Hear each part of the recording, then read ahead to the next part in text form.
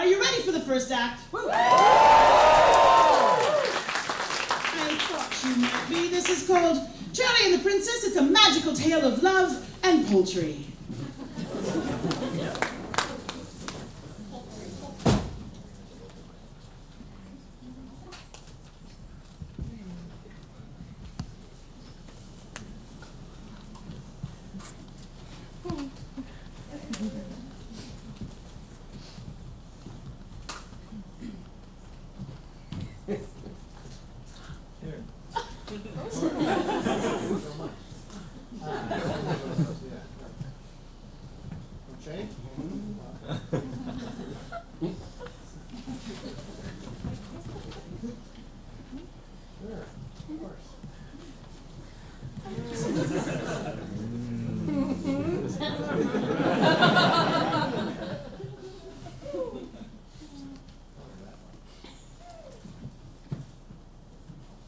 Once upon a time, there was a princess so renowned for her beauty and virtue and beauty that every eligible man in all the land wanted her for his bride.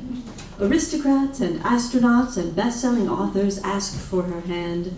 Princes and popes and pirate kings proposed. Stars and sultans and CEOs came from both far and wide. But she would have none of them.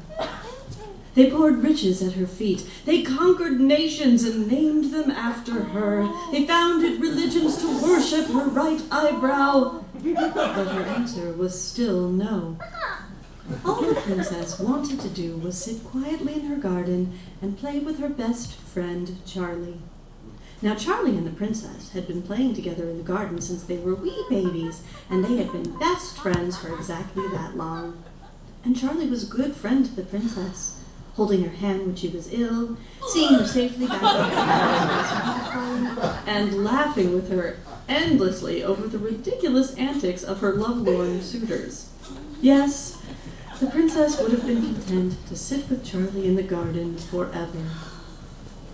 But Charlie was not so content, because Charlie was, of course, secretly in love with the princess. He had spent many years hoping that one day she would realize what she had been missing and turn to him with love in her eyes. But time kept creeping by, and Charlie was growing tired of waiting. One day, he declared himself, "Princess, I love you. I love you as much as the sun and more than the stars. Marry me, and let us sit always in the garden together." And then the worst thing ever happened. The princess laughed at him. "Oh, Charlie, you sound just like my tedious suitors." "Thank you for the laugh. I needed that. You are such a good friend." And with that, she gave him a hug and disappeared into her chambers. Of course, Charlie went right away and consulted the royal wizard, and the wizard told Charlie of a magic potion. This potion, when poured into the princess's evening beverage, would make her fall madly, helplessly in love with him. "But the way is perilous," cautioned the royal wizard. "So is love," sighed Charlie. So Charlie set off on his quest. He hacked his way through the dark forest. He trekked which was slightly misnamed, since it did in fact end eventually. He climbed the mountains of ill repute and found the nameless cave the royal wizard had told him of. There, he defeated the guardian goblin by answering 3 riddles, 2 very personal questions, and 1 Sudoku puzzle, and was rewarded with the magic love potion. He found, as one tends to do, that the journey home was not nearly as long, frightening, or perilous as the journey out had been. That is, until he returned to the dark forest. You see, he knew he was nearly home, so he pressed his luck by traveling after the sun had set, and soon lost his way. Fortunately, he stumbled upon a cottage. It was a very strange cottage indeed, for it rested on 2 gargantuan chicken legs. However, Charlie could not afford to be choosy at this point, so he bravely approached the door. It opened before he could knock. Come in and sit down, or dinner will get cold, said the old woman who lived in the cottage. And faster than wishes, Charlie found himself warm and dry and digging into a table full of delicious food. You look like you've traveled a long way, young man, said the witch, for, of course, that was what she was. I have been on a quest to get a magic potion to make the princess love me, replied Charlie. And what makes you so worthy of the princess's love? I have been her friend my entire life. I have been a good friend. I've been a nice friend. I listened to her. I've never hurt her or lied to her. Have you ever thought of just telling her how you feel? I tried that.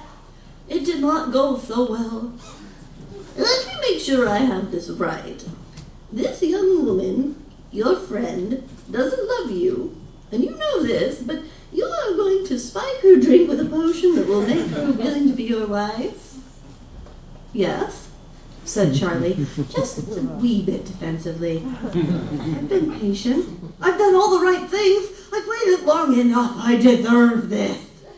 Oh, I know very well just what you deserve, young man. And with that, the witch whipped out her long, sharp knife and hack and slash and hack and, well, Charlie never did get to finish this. But that was how the witch Baba Yaga got one of the many skulls that decorate the fence outside of her little hut. How did she get the rest of them, you may wonder? Well, it's late, so I'm afraid that will have to be a story for another time.